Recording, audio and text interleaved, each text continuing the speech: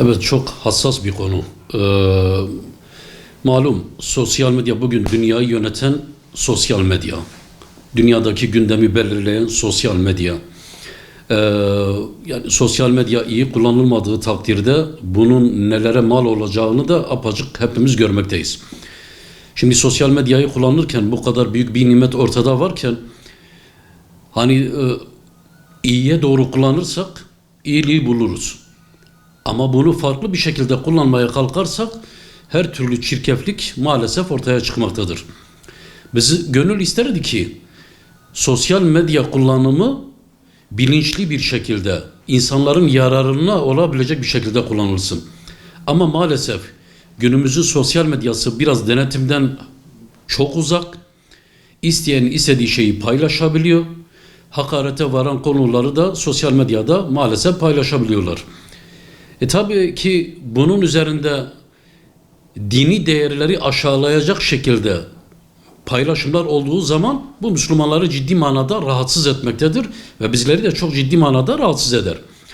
Özellikle bahsettiğiniz konuyla ilgili son günlerde birkaç kız arkadaşın sosyal medya üzerinden namazla, cemaatle namaz kılma şekli altında dalga geçmeleri,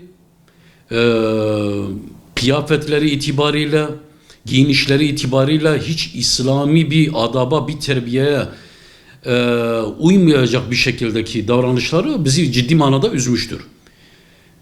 Dini değerlerle kimse alay edemez. Müslümanların hiçbir kutsalıyla hiç kimse alay edemez. Bu kimsenin haddi değildir. Hele namaz gibi dinin direği olan bir konuda bunu alay konusu etmek, bunu kendilerine malzeme etmek, bunun üzerinden sosyal medyada ahlaksızlık yapmak bu kabul edilebilir bir durum değildir. Biz de bunu kabul etmiyoruz.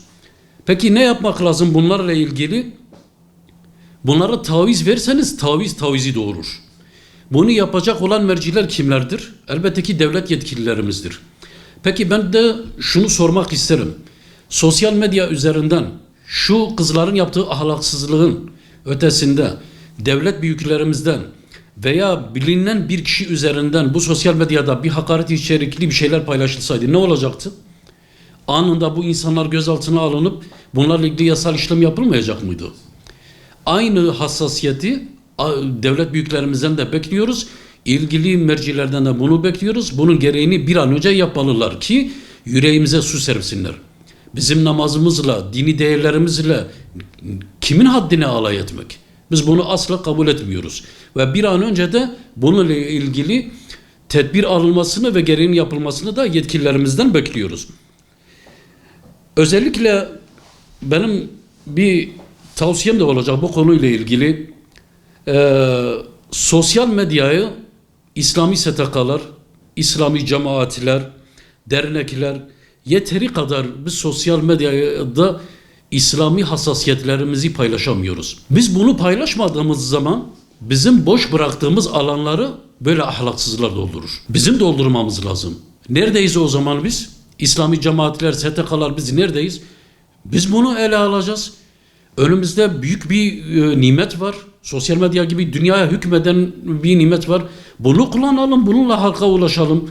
Biz yapmasak sonunda da böyle durumlar meydana geldiği zaman da pek fazla o zaman sitem etmeye kalkmayalım. Bizim boş bıraktığımız yerleri o zaman farklı insanlar dolduracaktır. Suç bizim suçumuz. Biz boş bırakıyoruz, başkaları o alanı doldurmaktadırlar. Şöyle bir konu da var. Efendim şimdi sorduğun zaman da bu insanlar cahil, bilmiyorlar, gençler, işte bilmemezlik gibi asla. Peki ben böyle bir şeyi kabul etmiyorum. Asla bu insanlar cahil değiller. Bayağı yetişkin insanlar ve bunlar bilinçli bir şekilde yapıldı. Son günlerde dikkat ettiniz mi? TikTok paylaşımından dolayı kaç bin izlendi? Binlerce izleyen kişiler var. Beğeniler var. Eleştiriler var. Türkiye'nin gündemine oturdu mu bu konu? Oturdu. Peki bununla ilgili kim bunlara cahil de diyebilir, çocuktular diyebilirler? Asla böyle bir şey söz konusu değil. Bunların bir amacı vardı. İnsanların bilinç altına bunu yerleştirmekti. Bunu başardılar mı? Bunu başardılar. Bu dakikadan sonra olacak eleştirinin de hiçbir faydası yok. Çünkü bilinçaltına, gençlerin bilinçaltına bu iş yerleşti maalesef.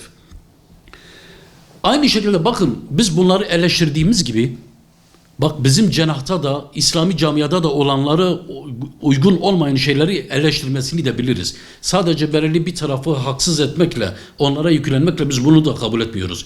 Örnek verecek olursak Beytullah'a giden hacılarımız, ümrecilerimiz var. Beytullah'ta yaptıkları bazı paylaşımları bunları da kabul etmiyoruz. Özellikle son günlerde sosyal medya içeriklerinde ümrede bir bacımızın zemzem suyunu üzerine döktüğü görüntüler vardı. Bu da bizi, İslami camiayı rahatsız ediyor. Biz insanları rahatsız ediyor. Orası Allah'ın evi, Resulullah'ın huzuru. Kimsenin orada da bu saygısızlığı yapmaya hakkı yok. Bakın doğruya doğru, eğri eğri bir tarafı eleştireceksek bu tarafta da yanlışlık varsa onu da eleştirmesini biliriz yani. Tek taraflı konuşmamak lazım. Para kaybedebilirsiniz, paranızı bulursunuz.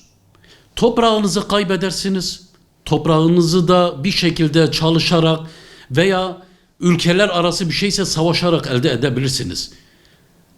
Ama ahlak elden giderse bunu bir daha geri getiremezsiniz.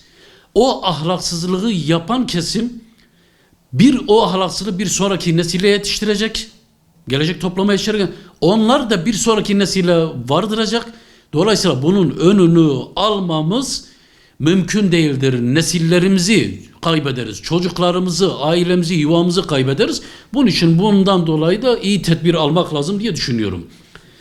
Peki ayet-i kerimede Cenab-ı Hak Tevbe suresi 65. ayette de şöyle buyuruyor. Biz öylesine lafa dalmış eğleşiyorduk derler. Bu tür durumları yapanlar bunu diyebilirler. O zaman de ki diyor, demek ki Allah ile, onun ayetleriyle ve onun Resulü ile eğleniyorsunuz. Öyle mi? Tevbe suresi 65. ayet. Evet. Cenab-ı Allah da ayet-i kerimede bizi uyarıyor. Onun için biz diyoruz ki, ey dostlar, bu cahilliği yapan insanlar da hata yaptınız, insanların karşısına çıkıp o paylaşımı yaptığınız gibi çıkıp Müslümanlardan ve İslami camiadan özür dileyeceksiniz. Hata yaptık, cahillik ettik, af diliyoruz. Bütün Müslümanlardan, İslami camiadan bu duruma hassas bakan insanlardan özür diliyoruz. Bir daha da bu ahlaksızlığı yapmayacağız diye özür dilemeniz lazım. Bu İslami camia sizlerden bu tavrı bekliyor. Ve bundan sonra da bizim hassasiyetimiz var. Kimse bizim hassasiyetlerimizle oynamasın. Dini değerlerimizle, mukaddesatımızla, hele Allah ve onun Resulü üzerinden, ibadetlerimiz üzerinden kimse bu ahlaksızlığı yapmaya kalkmasın. Karşılarında bizleri bulacaklardır. Son olarak şunu söylemem. Biraz da bu iş bizim eğitim sisteminden kaynaklanmaktadır. Evet. Eğitim eksikliğinden kaynaklanmaktadır. Şu anki eğitim sistemimiz maalesef yeterli değildir. Daha geçenlerde sınıfında öğretmenini döven bir öğrenciler duyduk. Öğretmeniyle alay eden gençler gördük. Maalesef bu insanlar da, bu çocuklar da şu anki eğitim sisteminin içinde yetişen çocuklar. Bu iş içinde hem Milli Eğitim Bakanlığımıza hem İslami STK'lara, derneklere çok ciddi manada görev düşmektedir. Bu konuya hassasiyet göstermeleri lazım. O çocuklar da bizim çocuklarımız. Bunlara sahip çıkmak lazım. Bunlara bu tür işlerin yanlış olduğunu hele anlatmamız lazım. Hele İslami hassasiyeti bu çocukların kalbine, yüreğine serptiğimiz zaman var ya, bu tür şeyler de meydana gelmeyecektir. Bunun için de eğitim sistemimizdeki bu çarpıklığı da gidermemiz lazım. Eğitimimiz düzelirse eminim ki bu tür durumlar da düzelecektir. İnşallah umut ediyoruz. Cenab-ı Hak hayırlı bir yol açacaktır. Bu durumlarımız düzelecektir. İnsanlarımız şuurlanacaktır. Bu tür şeylere de bir daha tevessül etmeyeceklerdir diye umuyorum. Toplumu germeye gerek yok. Toplumun hassasiyetleriyle oynamaya gerek yoktur diye düşünüyorum. Bu vesileyle de sizlere de bize vakit ayırdığınız için sizlere de çok teşekkür ediyorum. Rabbim sizlerden de ebeden razı olsun.